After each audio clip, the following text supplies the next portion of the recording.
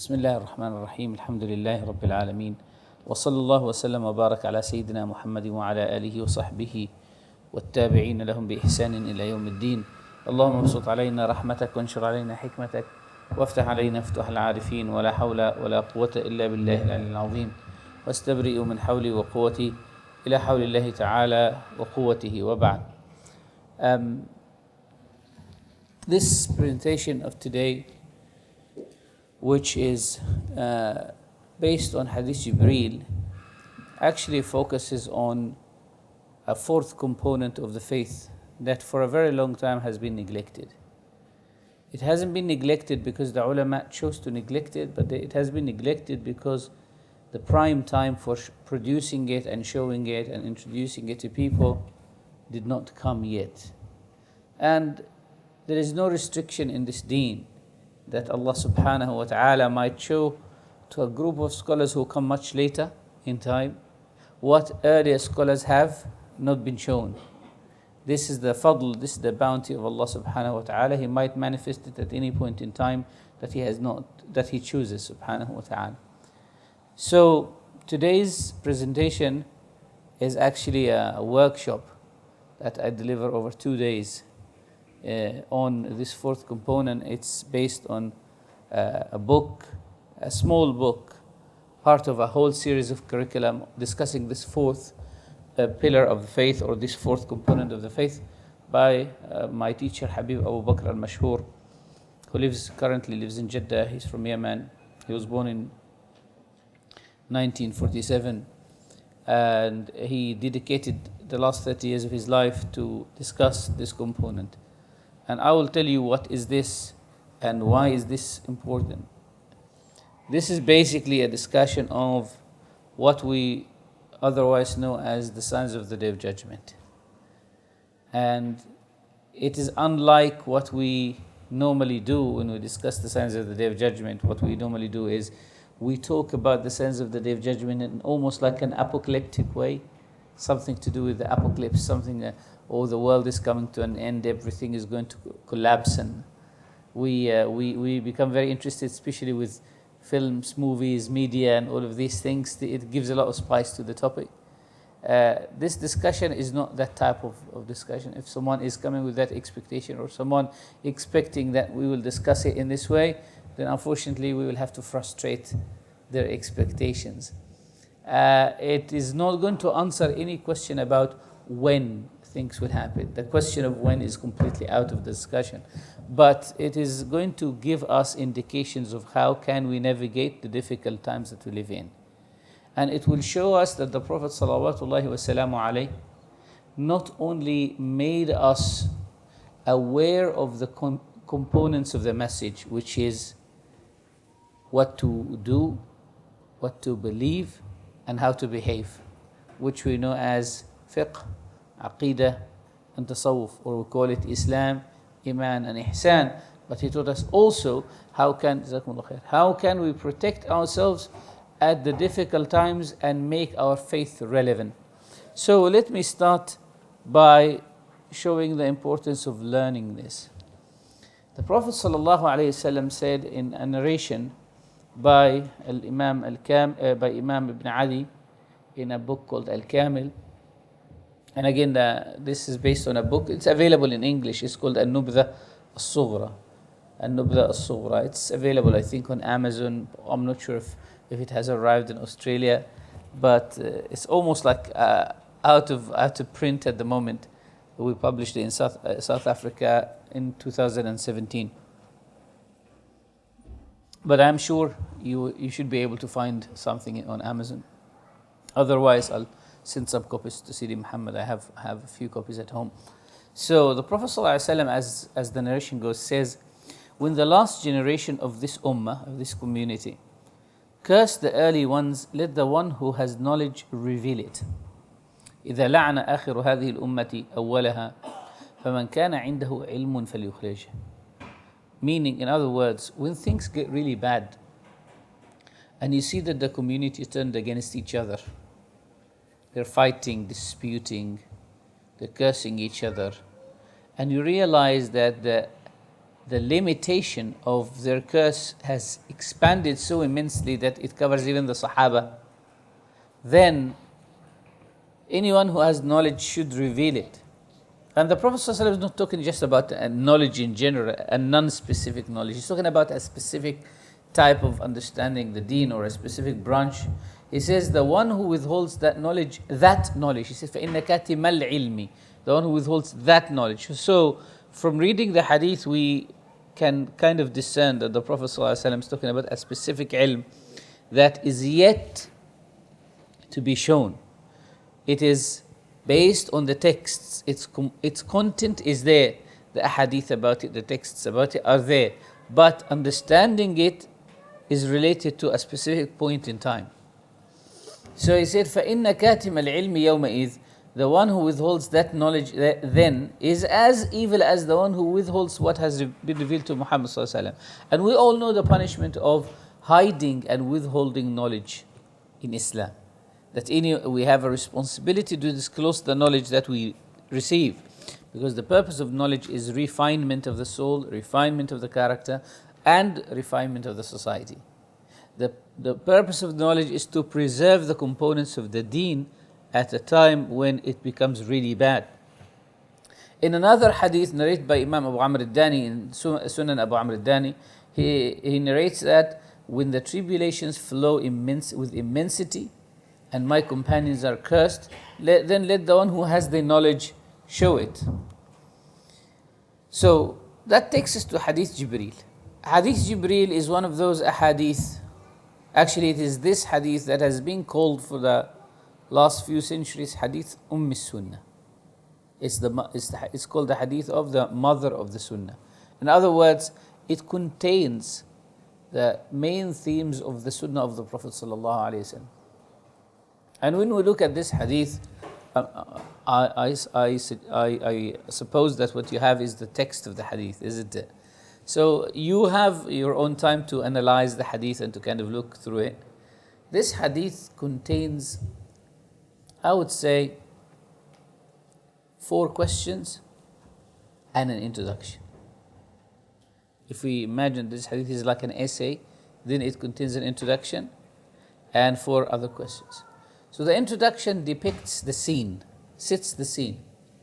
While we were sitting with the Prophet ﷺ one day, بينما نحن جلوس عند رسول الله صلى الله عليه وسلم ذات يوم, إذ طلع علينا رجل. We all of a sudden we saw this man. We don't know where did he come from. طلع علينا. Umar ibn al-Khattab didn't say, well, we could see him coming from east or west. We're coming from outside Medina. Or say, طلع علينا. He just appeared. He just, without any introduction. We couldn't see him coming in a distance, so we expected, who is that? Does anyone know who is coming? No, he طلع علينا. It's all of a sudden he just appeared from nowhere. طلع علينا رجل, a man, a human being, an individual. شديد سواد الشعر شديد بياض الثياب لا يرى عليه أثر السفر. He had very, very dark hair and very clean white clothing. When you travel in any distance, you get your clothes smudged by dirt or you sweat in them so people can know. You know, if you look at the sweat, you realize that this person must have been walking for a while. But this man has appeared and his clothing were so clean. شديد بياض الثياب. And on top of that, لا يرى عليه أثر السفر. Well, we didn't recognize him, but at the same time, he didn't look like a traveler, that he has traveled. So he's definitely not from Medina, because no one could recognize him. So the other option is he must be from outside Medina. He's from outside Medina, he must have been traveling. But we couldn't see any traces of travel. And he did not ask who is the Prophet. It is very well known throughout the seerah that people who come looking for the Prophet ﷺ, they would say, Ayyukum Muhammad. Which one of you is Muhammad? Because the Prophet ﷺ, one of his descriptions was that he wouldn't distinguish himself from his companions. So he would sit with them like anybody. كان صلى الله عليه وسلم لا يختص بمجلس عن أصحابه. He wouldn't take for himself, for example, a specific seat, like as I do. This shows how, like I wouldn't have loved this, but Sayyidina Muhammad said, no, they wouldn't be able to catch you in the camera, so forgive me for that. But the Prophet ﷺ wouldn't actually sit higher than his companions. He wouldn't even stretch his feet, he wouldn't stretch his legs in front of his companions. لم يكن يمد رجليه صلى الله عليه وسلم. He would always hate for his companions to treat him in any special way. يمشي خلفهم, he used to walk behind them. ويقول خلوا ظهري للملائكة. Just leave my back to the malaika, to the angels.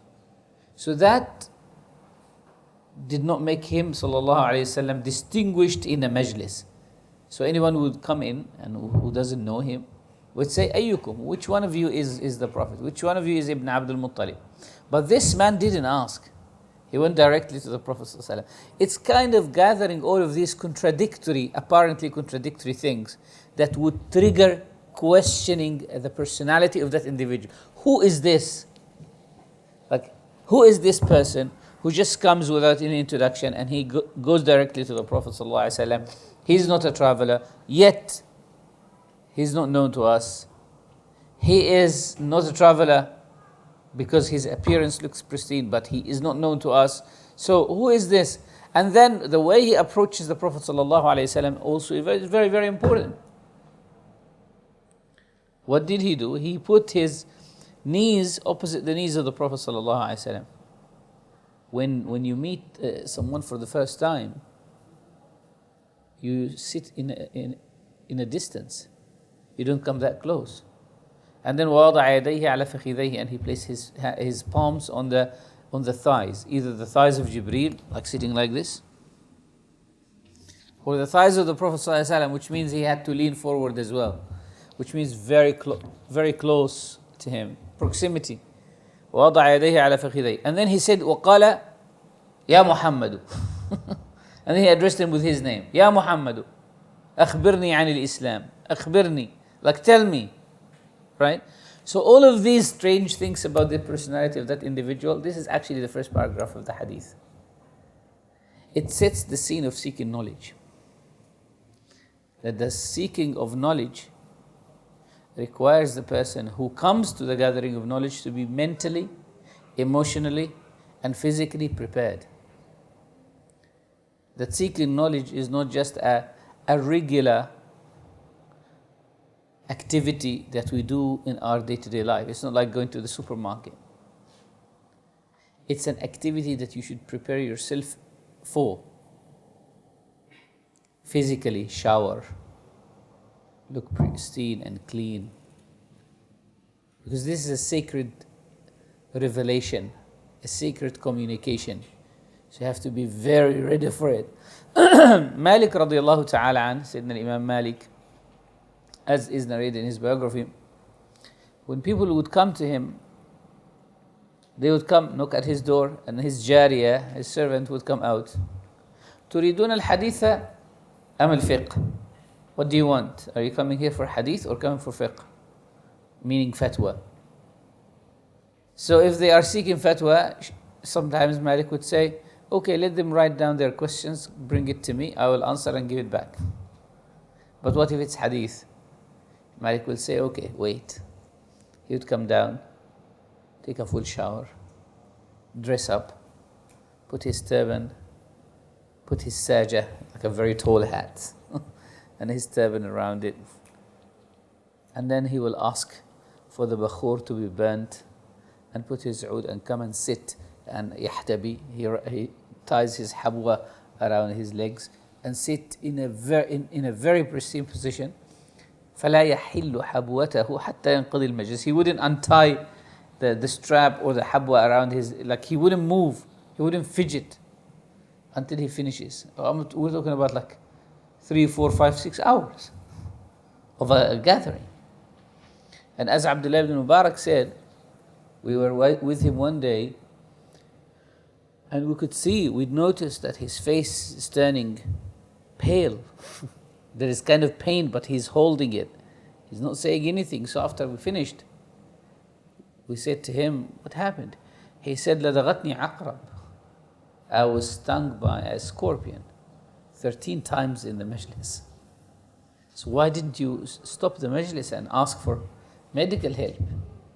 He said, if I start a majlis for narrating the hadith of the Prophet ﷺ, I don't stop it. So in other words, ilm, seeking knowledge, has always been escorted with a culture of adab.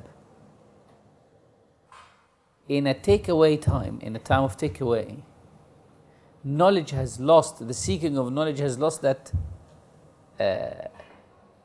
culture of adab. So there is no barakah, there is no benefit in knowledge. Because the only context in which is conducive for a fruitful process of seeking knowledge is this one. In this way, where the student sits in front of the teacher, fully attentive, because this is any little bit that is missed can disturb the whole understanding. One of the characteristics of Islamic knowledge is it is muttasila, like big parts of it, like it's kind of structured in such a way that every part of it is based on the other. So if we miss a little detail, it's gone. So the ulama have to be very observant of who of their students is attentive and is there from the beginning of the class all the way to the end of the class. If the student sleeps in the middle, they would say, وَغَفَلَ وَنَسِيَ, and he was heedless, he was asleep, he went to the bathroom, and all of these things. How to sit with the teacher, how to ask questions. There is no other culture, there is no other civilization that has a science of asking questions, how to formulate questions. What is a question? What's the purpose of a question? It is seeking to know. It is not the purpose of the question is not to just confirm something. See that? Because this is very important to what we'll say later. The purpose of the question is not to confirm something. You didn't say, okay, oh yes, I know it. No, the purpose of the question is to ask, to seek. Seek, I don't know. So, the first fifth, let's say, the first part of Hadith Jibreel, the first paragraph of 5 paragraphs, sets this scene of knowledge. A stranger, and we can read a lot under this word, stranger. That one of the requirements for a student of knowledge to seek knowledge is to travel. There is a whole culture, there is a plethora of writings on الرحلة في طلب العلم, traveling to seek knowledge. So actually, you can take it from that little small piece. طلع علينا رجل لا يرى عليه أثر السفر. Like we couldn't see that he's traveling. So it was assumed that someone who seeks knowledge, he needs to travel. And then he is clean and pristine and he prepared himself. And he knows his teacher. We were talking about that earlier today, that one of the essential things for a productive process of knowledge is that you know who your teachers are. Again, living at this day and age, when knowledge is kind of available on the internet without knowing who is a teacher and who is not a teacher. People just like anyone. Oh, listen to his talk. I liked him, so I started following him on Twitter. I started following him on Facebook. I started following his Snapchat. I started this and started this. And he's my teacher. What type of teachership is this? What type of studentship is this? What type of talaqqi, reception is this? Do you really know what are the qualifications of that individual? Do you know if this person is actually the best teacher for you? Or does he know that you are a good student for them? A productive relationship of seeking knowledge means that the relation has to be a real, direct human relationship. Yes, distant relationship, unfortunately, is kind of an alternative now, but it cannot replace the original relationship between a teacher and a student. Anyway, moving on from that, Jibreel, alayhi salam, this stranger visitor, asked 4 questions. Throughout history, there was always focus on the first 3. So what was the first one? He said, أخبرني عن الإسلام. So tell me about Islam. قال أن تشهد أن لا إله إلا الله وأن محمد رسول الله وأن محمد رسول الله وتقيم الصلاة وتؤتي الزكاة وتصوم رمضان وتحج البيت. This is the riwayah of Muslim. تصوم وتحج البيت. So we can say that this circle is very wide. Because anyone who says Ashhadu an la ilaha illallah has these. It's a very huge circle. It encompasses and covers every Muslim. Every Muslim who says La ilaha illallah, who says Ashhadu an la ilaha illallah, he has to learn these things. He has to learn how to pray, he has to learn how to give zakah. With the end of the answer, another surprising thing came. He said, Sadaqta. Are you telling the truth? So the Sahaba got alerted to the fact that this man is not seeking answers. He's actually confirming the answers as well. And that has stimulated their inquiry about the personality of that individual. Who is this? Like he's asking the question and he's confirming the answer. So the second question came, so أخبرني عن الإيمان. Tell me about Iman. And the Prophet ﷺ says, الإيمان أن تؤمن بالله وملائكته وكتبه ورسله واليوم الآخر وبقدر خيره وشره, as we know. To believe in Allah, تؤمن بالله ملائكته, His angels, كتبه, His books, رسله, His messengers, the last day, divine providence, good, the good, divine decree, good and bad. قال صدقت. Now the circle is getting a bit smaller. So the first circle is bigger. It's a circle that encompasses every individual who is part of Ashhadu an la ilaha illallah. Loads of Muslims today pray, right? But a smaller circle would include those who know why are they Muslims. So the first question is what to do. The second question is what? Is why. The second question is why am I a Muslim? Many Muslims don't know this. Culture Muslims. They have inherited Islam from their parents. They have inherited Islam from previous generations. So their Iman, their Islam is not free from the possibility of doubts. If anyone is walking next to them and he throws a stone in that still water in their heart, it will make a lot of circles and it will move that water. So if anyone throws some doubt, they will start saying, oh yes. They never asked individually, independently, why am I a Muslim, and try to find out so that they are firm in what they're doing. They are kind of subconscious or almost unconscious in their salah. Why? Because they just do it as kind of custom. It's a habit. And they say, as they are just familiar with it. And when we become very familiar with certain things, we do it with a lot of contempt. They say familiarity breeds contempt. So you just become familiar with salah, familiar with zakah, familiar with hajj, that you don't know, why am I doing all of this? So he's now, if we can imagine the questions of Jibreel alayhi salam, they were kind of focused questions. The first one has a big lens. The second one is a bit more focused lens. So it was the question of why?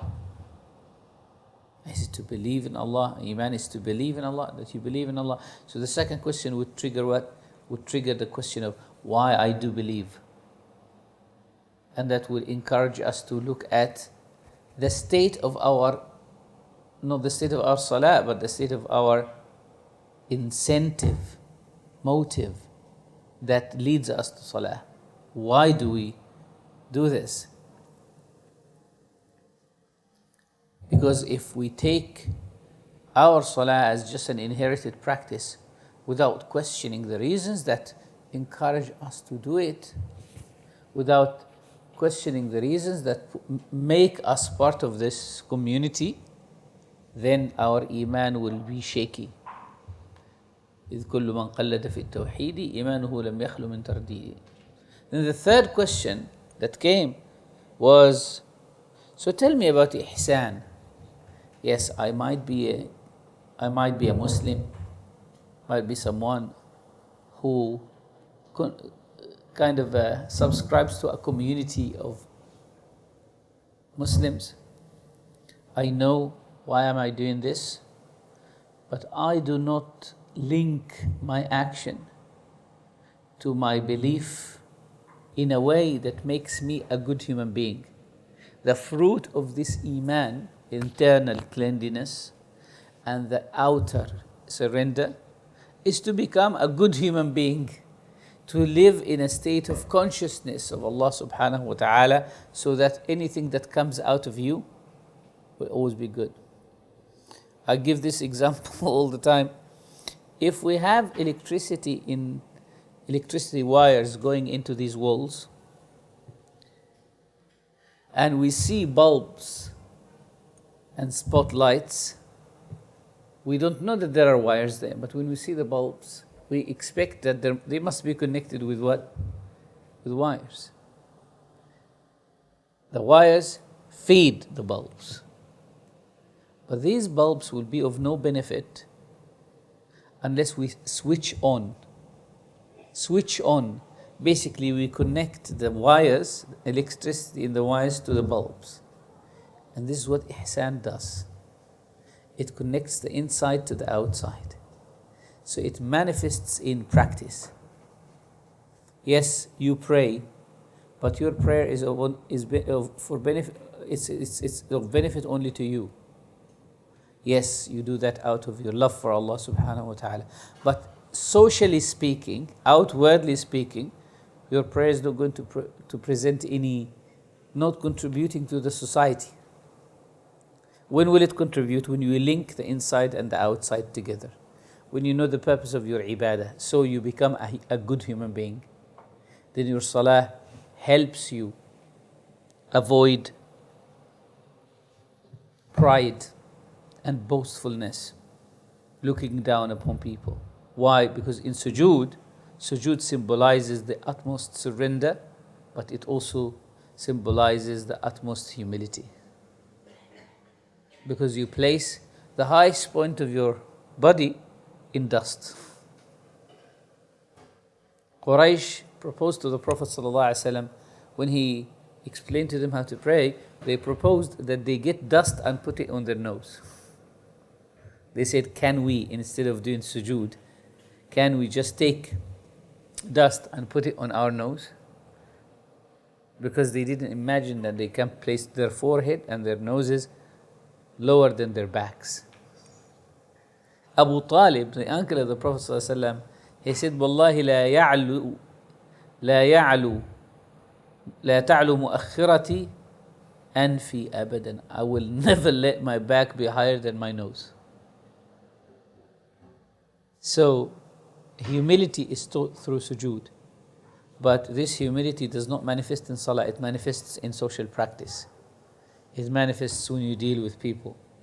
And this is the role. That's if we can say that salah is important, but the manifestation of salah is not in salah, it's outside salah, is when you deal with people. أَن تَعْبُدَ اللَّهَ كَأَنَّكَ تَرَاهُ فَإِن لَمْ تَكُنْ تَرَاهُ فَإِنَّهُ يَرَاكَ.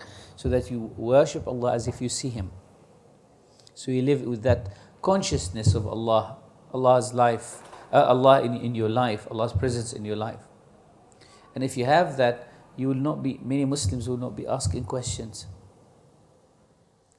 that denote that Allah subhanahu wa ta'ala is not really in their life. Shall I do this? Shall I not do this? They will know what to do. Why? Because Allah will be in front of them all the time. Whenever they have a problem, whenever they have a confusion, whenever they have to take a decision, shall I take a loan or shall I not take a loan? Shall I do this or shall I not? Shall I treat my family like this or shall I? Allah will be your reference point. So that was the third question. When the Prophet ﷺ answered this question, Jibreel did not say sadaqt. He did not confirm it by what? By, yes, you say the truth. He did not say like Islam, you say the truth. Iman, you say the truth. He didn't say here, you say the truth. possibly to indicate that our consciousness of Allah and our awareness that He sees us, or that we are aware of His presence in our life, varies from one person to another. So as much as Islam and Iman are definitive, Ihsan is not definitive. I mean by Ihsan is not definitive, it's a purposeful journey that varies from one person to another. So your journey to Ihsan, how can you achieve Allah's presence in your life, is different from how can I achieve Allah's presence in my life. But when it comes to Islam, no, there is clear identifying factors. Salah is clear, Zakah is clear, Hajj is clear. But what is your journey is different from what is my journey. Some people can travel to Allah subhanahu wa ta'ala and feel that proximity and that presence through difficulty. They test it all the time. Others might have another type of test. A third person might have illness. A third person might have a challenging family, might have difficulty of sort. So this was the third question. Now, these three components, these three aspects, these three dimensions, what can they produce to us? They can produce a good Muslim. A Muslim whose outward and his inward are coherent with each other. They correspond to each other. And he's always switching them on, so he's able to reflect the light of the Prophet ﷺ in his practice. Any absence in any of the three causes trouble in the personality of the Muslim. So we have Muslims who are outwardly committed, and they do it out of passion, right? Out of passion. So they have that belief in Allah, and they pray 5 times a day and all of that. But they miss the fact that this belief and this practice should lead them to be good human beings. So they would kill in the name of Allah, isn't it? They would kill in the name of Allah with passion and zeal. They would curse other Muslims in the name of Allah with passion and zeal. They do that thinking that I am serving the deen of Allah by cursing this person and by cleaning it and by clearing the way from these non-committed Muslims. And obviously this formula is very, that form of Islam, or this version of Islam is very ugly. It's very ugly. Why? Because it's missing something. It's like a painting that is missing something. You say, that's incomplete. And when something is incomplete, it's not conducive of the message. So you might find some Muslims or some people who subscribe to Islam, their practice is very strong. Strong beard, like long beards. Outwardly, they are so strong. And in terms of zeal, why are they doing this? They know why are they doing this. But connecting these two should produce rahmah, should produce mercy. No, they don't do that. One of my teachers used to say that Islam as a religion, covering all of these three, is like a pyramid. In the tip of the pyramid, there is something called jihad. In the bottom of the pyramid, there is something called mercy, gentleness. So you teach people how to be merciful, how to be kind, how to love one another. And then you develop them until they reach a level where they are aware of what jihad is, and that they need jihad as part of their faith. Someone who wants to achieve and to practice and to internalize jihad properly, he has to go through this process from bottom up. But some Muslims just turn the same pyramid upside down. So the first thing they learn is what? Jihad, without mercy, without kindness, without... And they say, well, this is what Islam says. This is the same pyramid. Yes, but it's upside down. It's upside down. So Islam Does it make sense then to you? Why? People say it's the religion of peace, it's the religion of this, it's the religion of that, it's the religion of like, it has a great value system. Yes, but this doesn't make sense to me. There is a claim and there is a practice. The practice doesn't make sense. This doesn't reflect that. So what you should do is simply just turn the pyramid back to a position. You walk into a house and you see a painting that says something. And you say, well, it doesn't make sense to me. Why? They just put it upside down. So you turn it, oh, now it does. Now it does. What you needed to do is just like turn it to the right position. So we have Muslims who are like that. Their problem is they are missing one of the three components. Which one? The last one, number 3. They missed number 3. You might have Muslims who have number 3 and number 1, but they're missing number 2. So they're very, very gentle Muslims. They're very kind, have good character, and they pray 5 times a day and everything.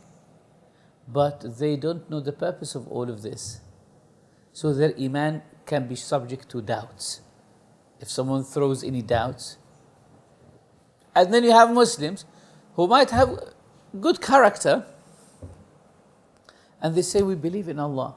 Okay, this faith, this belief has responsibilities, ibadah. They say, look, the main purpose of ibadah is to purify the heart. My heart is pure. I don't need any of that. They will be eating pork, for example. And you tell them, and they will say, I'm a good Muslim. I take care of others. I take care of my family. Look at Mr. Mahmoud. He goes to the masjid, he's got a big beard, and look, he's abusive. Yeah, you just picked the wrong example. Neither him nor you are good examples. Look, I don't pray 5 times a day. But I'm very successful Muslim. I have a good business, and I take my family abroad every year for good holidays. And I believe in Allah. Isn't that pleasing to Allah? Yes, but you have to pray 5 times a day. Well, what's the purpose? This guy who prays 5 times a day, he's lazy. He's just an excuse to escape working. He cheats in his tax returns at the end of the day of the year. It seems that this is a problem everywhere.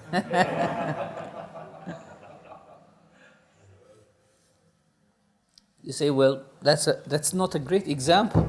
You just appealed to the wrong example. You built a straw man. You made this person as if he's the representative of the faith, and then you attacked him. Anyway, these 3 components, brothers and sisters, they can produce together, they can produce a good Muslim, a good individual. But no man is an island. We don't live alone. We live in a society, right? And because we live in a society, we get affected by what is going on in the society. Whether it is things that challenge our faith, things that are good, things that are bad. We live throughout time in different locations. And the role of faith, the role of Islam, the role of a religion is not just to build a good individual, but to help this individual to navigate his society in a safe way. Most of the questions that we ask is, how can we survive in a society like this? How can we survive in a materialist society? Islam, Iman and Ihsan will help you, but they will not help you fully. Why? Because they just give you some kind of purpose as an individual, but they don't tell you what to expect from the society around you. And part of preparing you is to tell you what to expect from the society. Then you're equipped with knowledge that is needed to challenge the society. Hadith Jibreel looks at these 4 components. So one of these components is called the Islam. One of these components is called the Iman. One of these components is called Ihsan. And one of these components is called the signs of the hour. This world, since Allah subhanahu wa ta'ala has created it, is moving towards the Day of Judgment. it's in continuous decline. So it started there and it will end there. Where are we? In the flow of history, we are somewhere in a point. We have to be very aware of which point are we at. Compare it to the past, read the future, so that we know exactly what is needed from us. What is needed from us. So the Prophet ﷺ, in the last question, Jibreel asked him, أخبرني عن الساعة. So tell me about the hour. Like, tell me about it. And the Prophet ﷺ said, what? The one being asked doesn't know more than the one who's asking question. You know what? Sayyidi Muhammad, I had a reflection on this. What the Prophet ﷺ could have been asked right away by Jibreel, so what are the signs of the Day of Judgment? But he asked him a question, and the Prophet ﷺ said, I don't know more than you in that regard. This question and that answer manifests what we can call the non-beneficial knowledge. That in every tradition, some people can ask questions that are of no benefit. So, a question that is of benefit is a question that leads to action. A question that doesn't lead to action is non-beneficial question. Or a question that is not beneficial is a question about something that is beyond my knowledge. So you're asking me, when such and such will happen? I don't know. Even the Prophet ﷺ is saying, I don't know. I don't know more than you. And it's showing us also that one of the etiquettes of a teacher is to say, I don't know everything. As Malik used to teach his students, تعلموا فقه لا أدري. Learn the fiqh of I don't know. Learn how to say what? I don't know. فلا أدري نصف العلم. It is half the knowledge. I don't know is half the knowledge. And then when he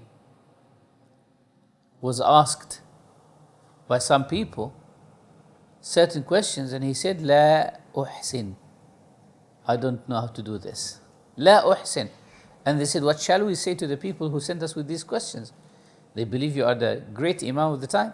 قال قولوا مالك لا يحسن. Very simple. Say, Malik doesn't know. It's not strange.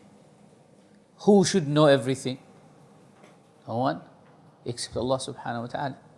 The one who knows everything is Allah subhanahu wa ta'ala. As human beings, we have limited knowledge. We acquire our knowledge. They say that there was a khatib, there was an imam who was hired by a masjid. And the first khutbah, when he stood on the minbar to give his khutbah, someone raised his hand and asked him a question. And the imam said, I don't know.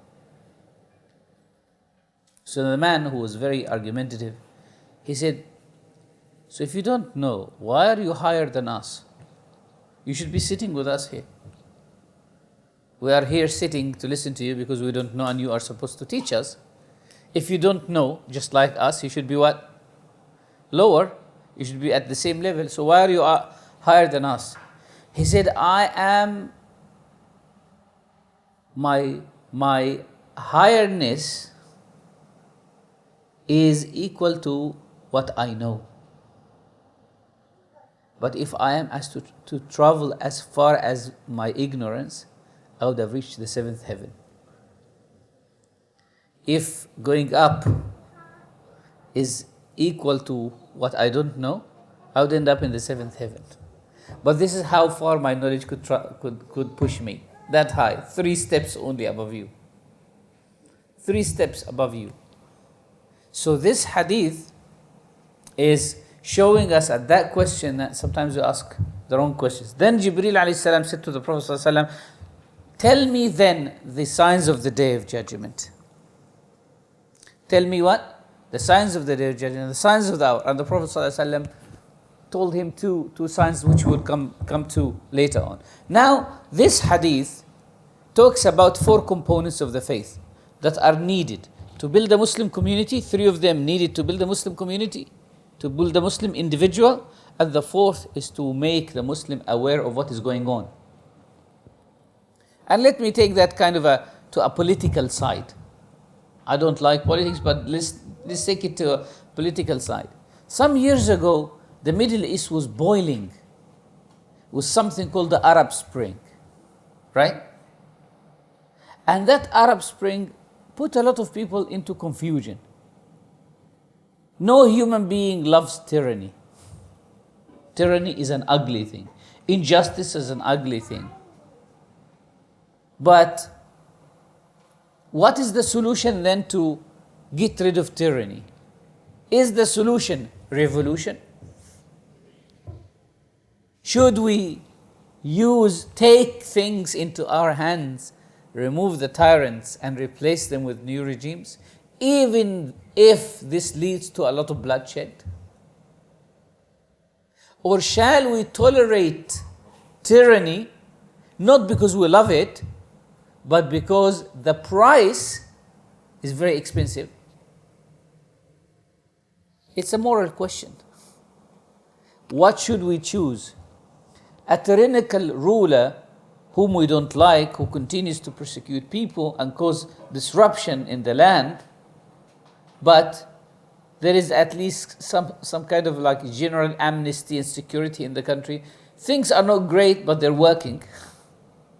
Or try to replace that regime with a new regime, and the possibility or the chance, we don't know. People end up in two groups. Some say we should be happy with what is happening. Some say, no, we have to change it. And each group accuses the other of being either bad or pro-government. Pro-government or against government. But this question, the answer to this question in this way presupposes a false dichotomy, that there's only two options. Some people might say, this is a fitna. So if it's a fitna, what does that mean? It means this difficult time is there to test people's faith. So what should we do? Possibly don't subscribe to any of the two groups. Don't hate those people and don't hate those people. But not hating them doesn't mean agreeing with them. So if I don't like, if I say, well, I love you because you're my Muslim brother, okay, come and help me. No. Why? Because what you're doing is wrong. What about the other people? What they're doing is wrong. So what we're saying here is, if we understand this change in the society, this disruption of history as an incident of fitna, as a sign of the Day of Judgment, as a change amongst many changes that indicate the proximity of the Day of Judgment, then possibly we will be ready with a better answer, with a better solution. We will not fall into the two camps solution. We will say, no, it's not like this. This is a fitna, stay away. Someone, for example, now moving to the UK policies. What has been occupying the UK politics for the last 3.5 years? Now, they even invented a word for it. Brits are excellent in inventing words. And everything has to start with BR.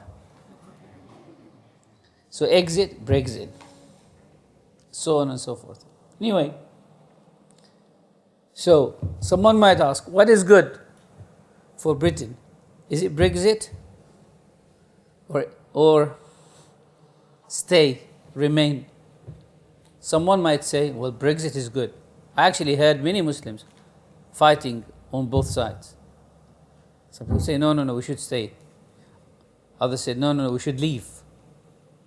Those who say we should leave, like forget about the financial discussion. They say Europe is moving towards the far right. The far right is ruling in some Scandinavian countries, in Austria, in this. This is actually, I heard that from some very good brothers. They were saying Europe is moving towards the far right. If we remain in Europe, Soon the far right will be creeping into England, and that's not great. Okay? But now those who want to leave are actually the far right. So they say, well, no, let's maintain the liberalism of the UK by keeping it out of Europe. Okay, but if you look at who is spearheading the Leave agenda, is far right, whether it is obvious far right or indirect far right, because we have like two levels of far right. Those who are clearly far right and those who are supporting the far right because they're not courageous enough to come out and say we actually have that. Anyway, on the other side, you've got the people who want to remain. A third group might say, look, these two are not doing what they're doing for the sake of it. They are not coming from a point of a metaphysical benefit. The two agendas are not going to benefit Muslims in any way. It's not something that is informed by belief in Allah, or it's not a moral thing. It's a utilitarian step. It's all based on maximizing benefit here and maximizing benefit there. So, as a Muslim, I have a different stance. I'm taking a distance. I don't want to subscribe to any of the two groups. But isn't that passivistic, Sidi? Isn't that a very passivistic way of dealing with events? Is the Shaykh trying to say to us that we Muslims should kind of live in a recluse, cut ourselves from the society? No. It's not passivistic because you have taken a stance. It's a stance called positive disengagement. Have you ever heard that before? That's called positive disengagement. I am disengaging, not because I don't know, but because I have chosen not to. And this is part of the Sunnah of the Prophet ﷺ. In a hadith, the Prophet ﷺ said, when you are fasting and someone comes to fight you, what you should say, I am fasting. It's not like, I'm going away, you don't run away, and you don't fight. You say, I am fasting. What is that? Positive disengagement. Our brother, may Allah bless him, read Surah Al-Kahf. And Surah Al-Kahf is a great example of positive disengagement. The people of the cave who lived in a Roman society that hated them and wanted to persecute them, they had obviously two options. One is to fight their society. Let's die for the cause that we have believed in. And then their names will be immortalized as martyrs. Or the other one would be, just let's say to the society, okay, we don't believe in what we used to believe in and keep it secret. Isn't it? They could have said that, okay, you want us to not to believe? Okay, we'll just continue. That's passivity. But they didn't do any of the two. What they did, they went to a cave. There is symbolism in a cave. You withdraw to a cave because the world is very noisy. When you are in the cave, you look outside the cave and you see the world continuing in their turbulence. When you are in a cave, you can see all the sides of the cave, so you prepare it well. But when you are in the world, you can't see because it's out of your control. The Prophet ﷺ said the best life at the end of times is that form of life of cave. How? Each one of us here has a cave. You have a cave called family. That's what you have within your jurisdiction. If you focus on that family, then you live in a cave. Even though you are in the larger society. But you're shifting your focus from the larger society where you have no control. I don't have control on British politics. I can't change it. No, some people will say to you, if you vote, you change it. Well, but you're just a number. We have seen all the forms of scandals that appear after voting, that there is playing with votes, democracy. Well, democracy is the best tool. Aristotle used to believe that democracy is one of the worst things to rule a society with. Why? Because it's the opinion of the uninformed. Someone who can easily be manipulated, as we see all the time, easily be manipulated by just YouTube ads, Facebook promotion. You want to replace something people believe in with something that you want them to believe in, just change something.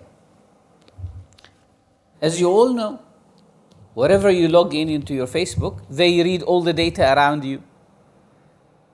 And they keep sending what they want you to do. So in fact, there is no democracy. It's in fact a tyranny. The only thing is, it's tyranny by agency. It's not direct tyranny. The reality is, in the Middle East, there is tyranny, direct. Somewhere else there is tyranny, but what? Indirect.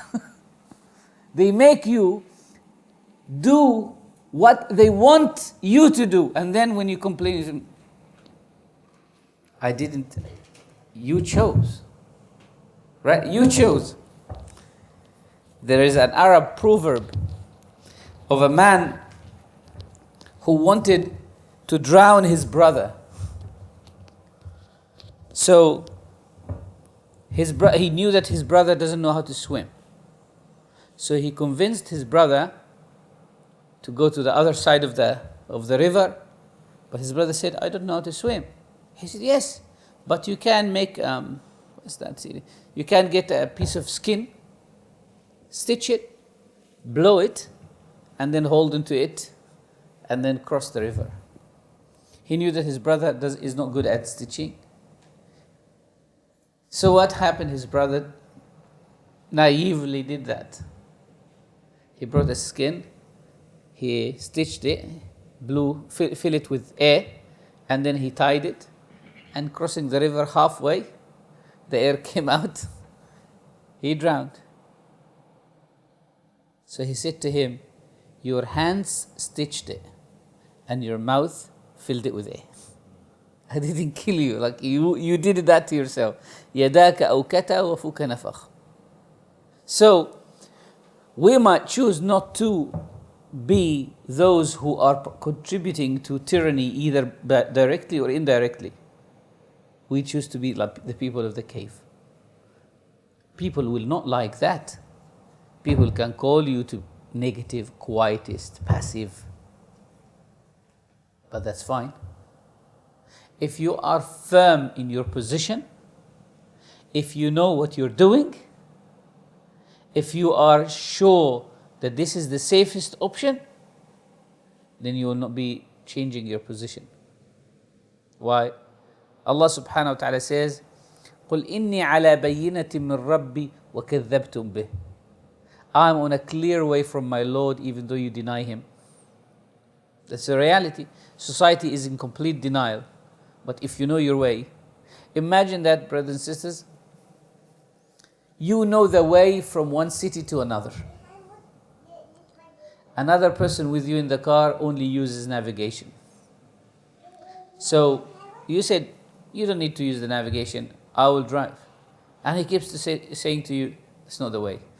It's not the way. It's okay. It's fine. No, but that's not the way. Well, that's not the way that you're accustomed to. In the end, you get to your destination. But that's not the way. We got to the destination. I use my brain, you use a navigation. You see? So when someone uses a navigation, something that's been designed by somebody else, he can't be independent. Now, going back to Hadith Jibreel, these 4 questions have something called thematic unity. There is one theme. What do you mean by there is one theme? Arabs normally put different topics that fit within a larger topic together. And the Prophet ﷺ, speaking this in plain Arabic, he put the 4 topics, the 4 subtopics together. So that means there is a link between them. Cutting one and taking it out and forgetting about it means the image is incomplete, and that's why there is confusion. And there is also religious unity in this hadith. At the end of this hadith, when the Prophet ﷺ turned to Umar radiallahu anhu, the narrator, he said, "Atadri man as-sa'ilu ya Umar?" Do you know who was that person asking? He said, Allah and His Messenger know best. قال هذا جبريل. That was Jibreel. أتاكم يعلمكم دينكم. He has come to teach you your religion. When he said your religion, he was not talking about the first 3 questions. He's talking about the 4 questions. So this hadith has that religious unity. Now, to confirm or to affirm that this hadith contains 4 questions, because some people might say, we haven't heard this before. Let's look at how Imam al-Bukhari and how Imam Muslim entitled this chapter. So they entitled this chapter by saying a chapter on the question of Jibreel to the Prophet ﷺ about Iman, Islam, Ihsan, and the science of the Day of Judgment. The science of the hour. وَعِلْمُ السَّاعَةِ. وَعِلْمُ السَّاعَةِ. So it was clear in the mind of Imam Muslim that there is 4 questions there. It was clear in the mind of Imam Bukhari that there is 4 questions there. But why didn't the ulama write separately as they wrote fiqh, as they wrote aqaid, as they wrote tasawwuf? Why didn't they write that 4th ilm and they left it until my teacher started developing it into a science? Because this ilm relates to fitan, tribulations. And the ulama were commanded not to talk about fitan, not to talk about tribulations until they intensify. Hudhayfa ibn al-Yaman radiallahu anhu was entrusted with a lot of secrets. The Prophet ﷺ told him a lot of things. And Hudhayfa did not disclose them until there was a need.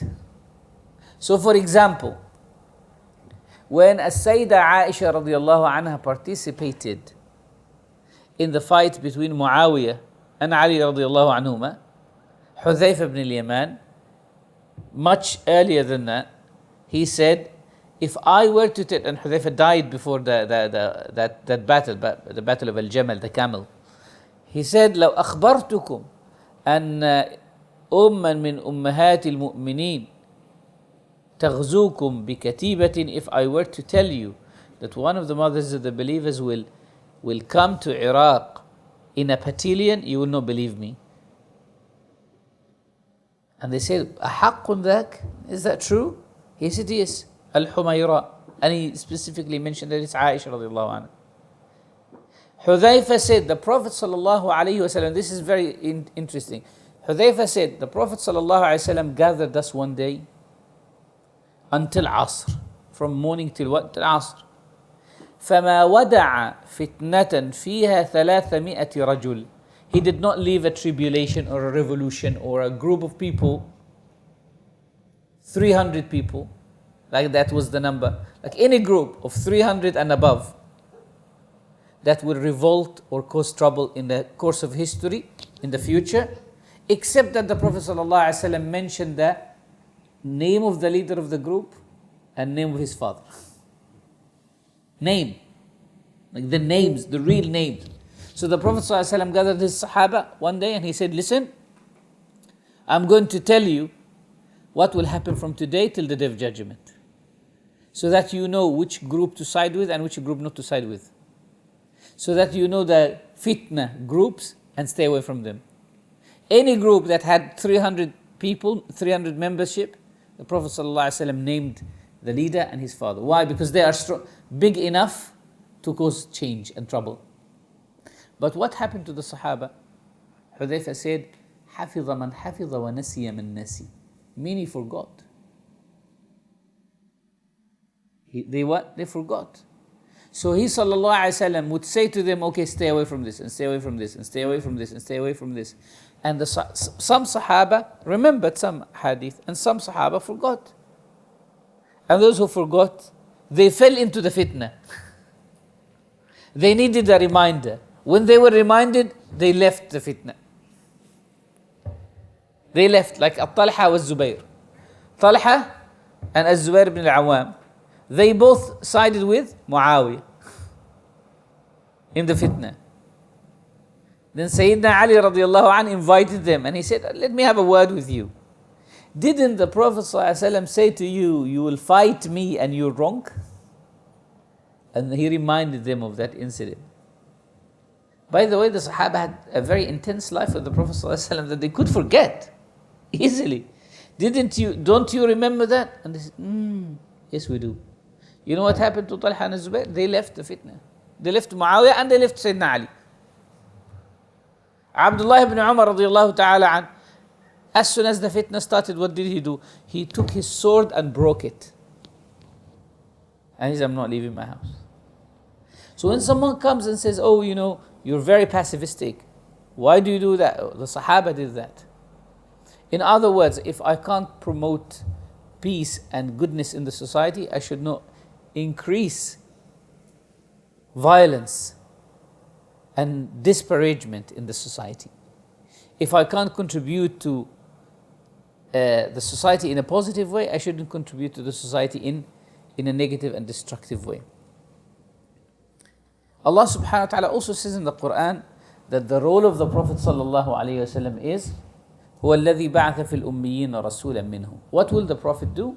What will this messenger do? يتلو عليهم آياته. He recites the ayat, the signs. ويزكيهم. تزكية is what? إحسان. Purify them. ويعلمهم الكتاب. Teach them the Quran. And والحكمة. الحكمة, as they say, Sunnah is the Sunnah. Now he talks about 4 things here. Teaching them the Quran. What's the main theme of the Quran? The topics of the Quran. What's the most dominant theme of the topics of the Quran? It's aqaid. It's not ibadat. It's not ibadat. The main theme of the Quran is aqaid. If you look at the number of the ayat of the Quran, over 6,000 ayat, how many of them talk about rulings? Between 300 to 500. What about the rest? The rest talk about aqaid, whether directly about faith, beliefs, or through stories. But then we have the Sunnah, the Hikmah. What's the main theme of the Sunnah? What's the main theme? Ibadat. Ibadat manifest in the Sunnah. Sunan Abu Dawood, Sunan al-Tirmidhi, Sunan al-Nasa'i, Muwatta. Most of them are books of what? Ibadat. It's to do with what to do. The Quran, what to believe. And then Tazkiyah, Ihsan, how to behave. Then what's yatlu alayhim ayati. So after the Prophet ﷺ teaches us al-kitab wal-hikmah. Look at that. He can teach us, yu'allimuhum. He teaches. The book, the aqidah, is not something that you can just find yourself. You have to be taught that. Ibadah is not something that you can find yourself. You have to be taught that. What about tazkiyah? He did not say وَيُعَلِّمُهُمُ التَّزْكِيَةِ. He did not say he will teach them how to purify themselves. No, he said يُزَكِّيهِمْ. He will purify them. Which means that you can't take the job of purification into your hand. It has to be extraneous. It has to be external. It has to be coming from outside to you. While تعليم الكتاب والحكمة, yes, there is an intermediary. He teaches you the kitab. He gives you the tools of reading the kitab, the tools of reading the sunnah. But when it comes to tazkiyah, he doesn't give you the tools of tazkiyah. No, there is continuous activity of him correcting you. Yuzakkihim. As if the Quran is saying you don't achieve tazkiyah except through companionship. You can learn the kitab and the hikmah, take the tools, qualify to a certain level, and then continue on your own. But when it comes to tazkiyah, there is no point where you can say, I qualify and I'll continue on my own. No, it's a continuous process. And then the fourth job of a prophet is yatlu alayhim ayatih. He recites the signs of the Day of Judgment to you. Why would he recite? So he's not explaining them. He's just reciting them. Why is he reciting them? Why is he relating them to us? To warn you, to tell you there is danger here. Don't get into this. This group is dangerous, don't join them. This step is dangerous, stay away from it. Why should we stay away from it? Because this will protect your Iman, Islam and Ihsan. If you don't, then your Iman and Islam and Ihsan, there will be like red flashing light. Your Iman is in danger. Your Iman is in danger. Your Iman is in danger. Why? Because if you attack your Muslim brother at time of fitna, because he politically disagrees with you, it is not your politics that is in danger, it's your Iman that is in danger. That's the reality. If you encourage people, if you encourage a regime to kill your Muslim brother who disagrees with you, then your Iman is in great danger. And if both of you start fighting with each other because of fitna, then whose Iman is in danger? The third person who looks at people of faith fighting with each other and says, if religionists, co-religionists are fighting, if religion cannot establish peace between them, then there is no good in this religion, so they become atheists. So it is either your Iman that will be in danger, his Iman will be in danger, or somebody else. When they see this, look, if these guys don't like those guys, what's the reason that they hate each other? Oh, politics. No, and their religion didn't stop them from hating each other. So what type of religion is that? So the role of the Prophet ﷺ is to cover these four. So these ulum, these four ulum, we can categorize them into two types. We have what we call well-established practices. The practices of Islam are clear. No one can add to them. No one can subtract from them. The practices of Iman are clear. The aqaid are clear. There is no addition and there is no omission. Ihsan is also clear in the sense that we know that our journey to Allah subhanahu wa ta'ala has to also be within the framework of Sharia. But it doesn't change with time. Tasawwuf of Imam al-Junayd al-Baghdadi and the tasawwuf of Imam Zarruq and the tasawwuf of our current time is the same. Is the same in the sense that no one can say today, you know what, there is a new meaning of zuhd. Or zuhd doesn't work anymore. Or taqwa is not needed at our time as a means of purification. No. Taqwa has been needed. Yes, the shape of taqwa might differ, but taqwa has worked for people in the past and it will work for the people today. But there is also another type of ulum that is needed to understand our time. That's called fiqh of transitions and changes. Fiqh al-tahawulat. Understanding the changes in time. Understanding the circumstances, the changes in the society.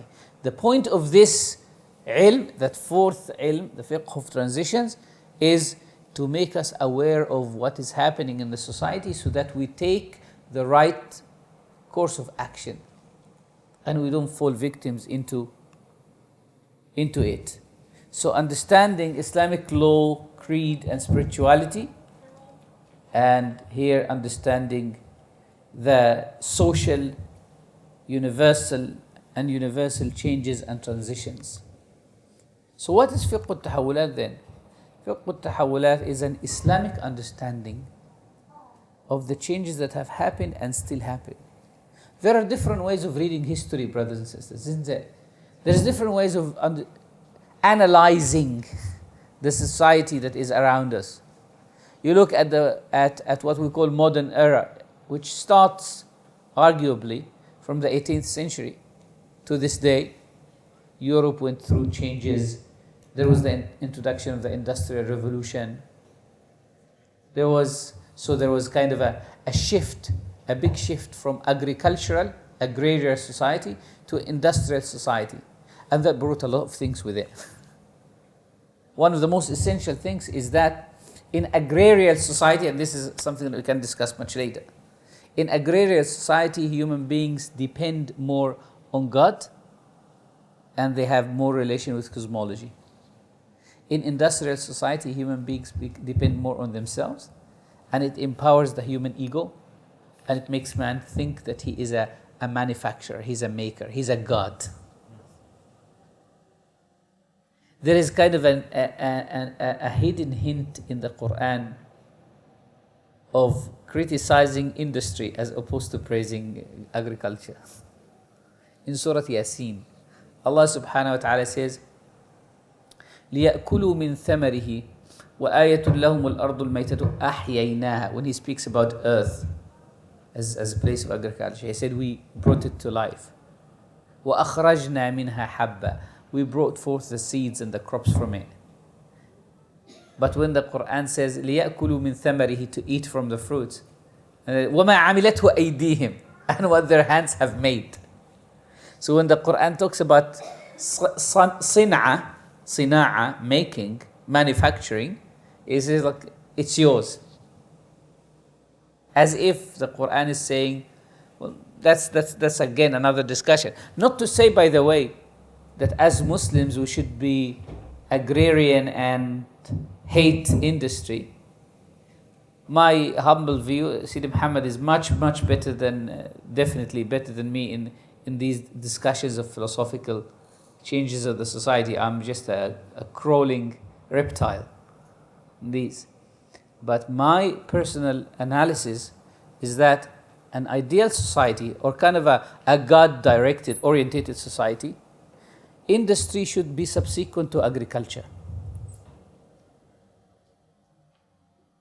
Industry should not, agriculture in a modern society is subsequent to industry. We grow to make. There, we grow and then we make from what we have. Nowadays, agriculture is in service of what? Making. An industrialized society focuses on production, maximizing production. And in order to maximize production, you have to have a market. In order to have a market, you have to stimulate desires so that customers consume. In order to do this, you have to develop a great, massive media machine in order to address the most materialistic stimulants and desires in human beings. Yalla, come, you have to consume this. So what happens, you look at the society, then you live in a materialistic society. Why? Because you are profit orientated, production orientated. I am making, and I don't want to keep this in my storage. I want to get rid of it so that I can make again. But in an agrarian society, you grow what you need. When you grow what you need, then first of all, there will be some adl, some qist, some justice in dealing with earth. You don't exhaust the earth that you live on. Why? You use it based on what you need. But nowadays, you produce, and I need to massively produce. Let me exhaust the soil.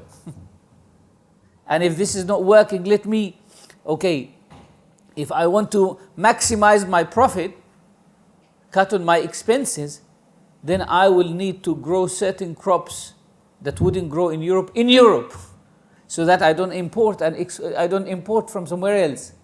So I force the earth to produce something that it is not equipped for, through all of these greenhouses. And then the earth becomes what? Exhausted. It becomes very exhausted. It is like interfering in human nature by medicine or changing certain things.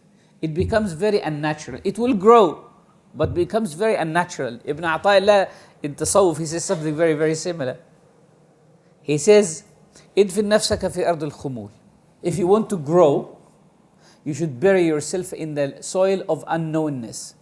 If you want to grow organically, what you need to do is hide yourself until you are, in this way you will grow. But what if you don't bury yourself, and with the little knowledge that you have, you start growing before you have actually grown? فَمَا نَبَتَ مِمَّا لَمْ يُدْفَنْ. Even if you see some fruit, it's incomplete fruit, it's artificial. فما نبت مما لا يدفن لا يتم نتاجه. So now when we look at the history of humanity, there are different ways of analyzing that. There are different philosophies that try to kind of understand the flow of history, what has happened. In fiqh al-tahawulat, in this area of knowledge, we put all of these aside. We say, you have your takharrusat, we call it takharrusat, your estimation of why the story of history have gone in that way. Our understanding of the history and of the society, what happened and what is happening and what will happen, is Islamic understanding. What do we mean? We have a lens called the lens of text, the lens of revelation. It's through the lens of revelation that I read things. Remember, depending on what type of glasses you wear, you can see things very differently. So we wear the lens of Sharia when we read these things. So my estimation, my appreciation, my evaluation of certain historical events might be very different from yours. It's the same event, but depending which side you're looking at, right? You know, when we were studying research methodology, they bring one of the lectures. They bring the story of the elephant and the 6 blind people. That famous anecdote. The 6 blind people were brought close to an elephant, and they were asked to describe it. One says like it's as big as a tree trunk, and another. So what's the solution for that? Just to get a person who is not blind. Because each one of those 6 people has a compartmental way of looking at things. Maulana Rumi has a very similar anecdote. He says that 4 people were hungry, so one of them, I want to eat inab. The other said, no, we don't need inab. We need angor. I don't know if you understand, but that's actually inab in Persian. So they did not understand the language of each other, and they started fighting. One says, no, we have to have inab. The other said, no, we have to have angor. And there was the servant who was serving them the grapes, understood the language. So he brought it, and they looked at it. Well, this is what I want. Yes, it's what I want as well. So compartmental look at things cause so much disruption. Now, with that lens of revelation, we understand the events that have happened and what will happen much better. Then we save ourselves doubt. One of the events that happened in the past that still confuse people to this day is, why did the Sahaba fight with each other? Isn't it? Why did Ali and Muawiyah fight each other? It's quite confusing to people. But Fiqh al-Tahawulat answers that. Habib Abu Bakr has a book on understanding why did the Sahaba fight with each other. So when you put that part of the puzzle in the bigger one, it makes a lot of sense to you. So Fiqh al-Tahawulat offers an Islamic understanding of the changes that have happened, and the ones that still happen in the cosmos and in the life of humanity, and the development in theoretical and applied sciences. So what is our position from all of this? What is our position as Muslims from development in philosophy? What's our position as Muslims from certain philosophical theories? What is our position as Muslims from development in science? Shall we go ahead and take it? Or shall we reject it completely? Or shall we adopt? Or shall we adapt? And culture, as well as the incidents and tribulations that have occurred and will occur in the different stages of human history. Like why, as we're Muslims and we are on truth. So why is it that we are in such a miserable position? And the history of Muslim community in particular, until the Day of Judgment. This understanding looks at 3 types of texts. So when we have the texts of the Quran and the Sunnah, we categorize them into 3 categories. We have something which is called prospective texts. So we're reading texts that talk about the future. There are hadith the Prophet ﷺ provided to his Sahaba that talk about the future. And there is something called retrospective texts, texts that evaluate the past. So we have a retrospective reading and we have what? A prospective reading. What's the benefit of retrospective reading? It helps you in the prospective reading. Someone might ask, for example, why of the 25 messengers Allah subhanahu wa ta'ala has mentioned in the Quran, why did Allah subhanahu wa ta'ala only mention some stories? There is not much details about Ilyas alayhi salam, but there is so much detail about Musa alayhi salam. Why there is much detail about Lut alayhi salam, but there is not much detail about Ilyasa alayhi salam. We just know Ilyasa and Dhul Kifl. There is not much mention of anything. Because those individuals, those prophets, whose stories have been mentioned at length, in detail, their experiences relate to the Muslim community experience. So Banu Israel, when they said to Musa, أَرِنَا اللَّهَ جَهْرًا لَن نُؤْمِنَ لَكَ حَتَّى نَرَى اللَّهَ جَهْرًا, we will not believe in you until we see Allah with our own eyes. That's a form of kind of empiricism. We only trust our eyes. Well, but He has shown you so many miracles, but we want to see Him. فَأَخَذَتْكُمُ الصَّاعِقَةُ وَأَنْتُمْ تَنْظُرُونَ. Right, so the ummah of Rasulullah sallallahu alaihi wasallam at a certain stage will be an ummah that has what? That has that materialist problem. There will be people emerging in this ummah, or we will face that in our lifetime. People denying what they do not see, denying what they do not touch. They trust their senses and that's it. Shu'aib alayhi salam, his people said to him, أَصَلَاتُكَ تَأْمُرُكَ أَن نَتْرُكَ مَا يَعْبُدُ آبَاؤُنَا وَأَن نَفْعَلَ فِي أَمْوَالِنَا مَا نَشَاءُ. They said to him, we are confused. Are you coming to teach us to worship one God or to be honest in business? Like, what are you? What's your message? Is your message a financial message or a religious message? We can call these the secularists, early secularists, who cut financial transactions and business from value. Who said, you know what? You can be a Muslim or you can be a religious person, but you are dishonest in business. There is no relation between the two. So they said, like, we're really confused.